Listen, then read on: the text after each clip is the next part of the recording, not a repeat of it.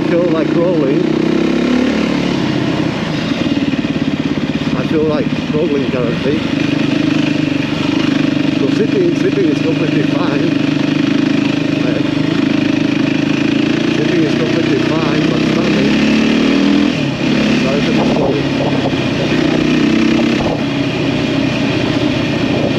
And as you know from my videos, I do love standing when I'm off-road. Unless there is a particular situation where it requires you or you are better off sitting, but most of the time, best position for me is standing.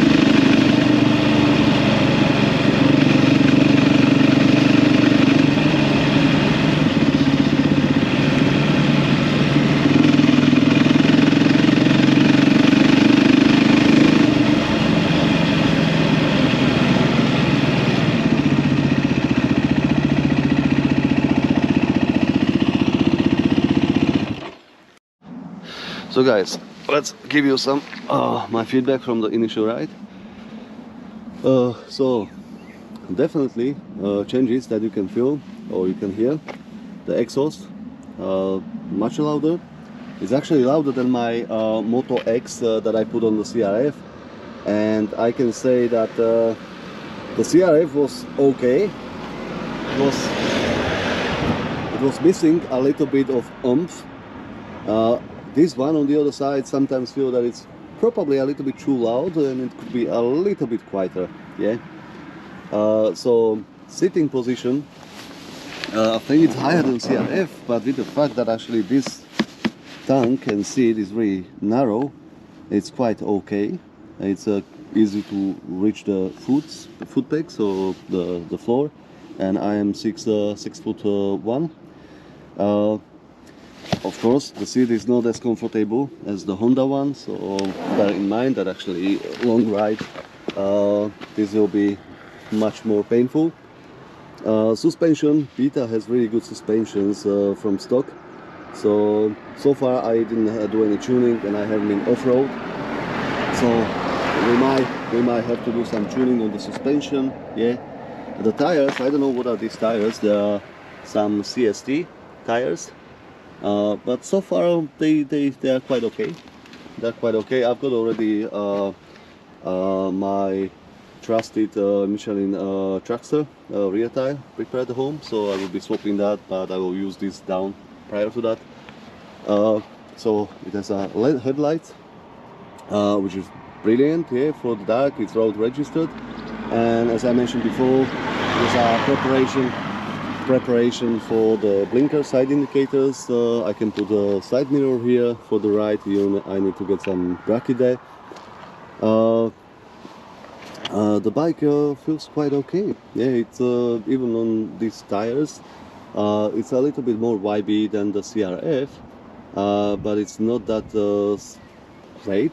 And the other thing is, since I need anyway handlebars risers, I will be putting the handlebar risers with dampening, which eventually should reduce the vibration in the handlebars. I didn't feel them so much now, but I believe after a full day ride, I believe I would feel them.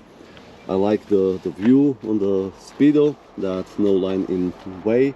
There is a reserve tank light, but there is no fuel indicator. But again, this tank essentially we should be able to see fuel. I don't see it now, so I'm not sure where I am with the fuel, so I should better go and fill it up.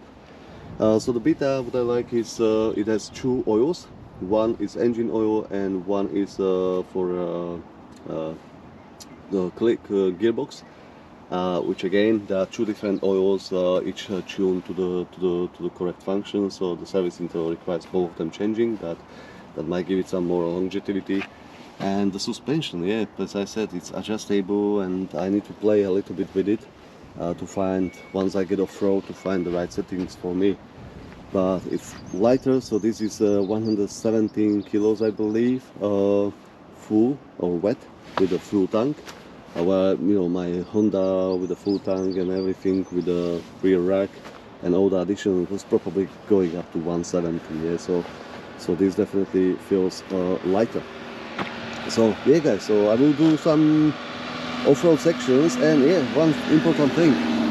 So you have a button here to switch between modes, which I like, because when I started riding this, I started straight away on the rain, which eventually is lowering a little bit of the throttle reaction, and it's to improve traction on wet and muddy surfaces. And you have the sun, which will give you the full map, yeah.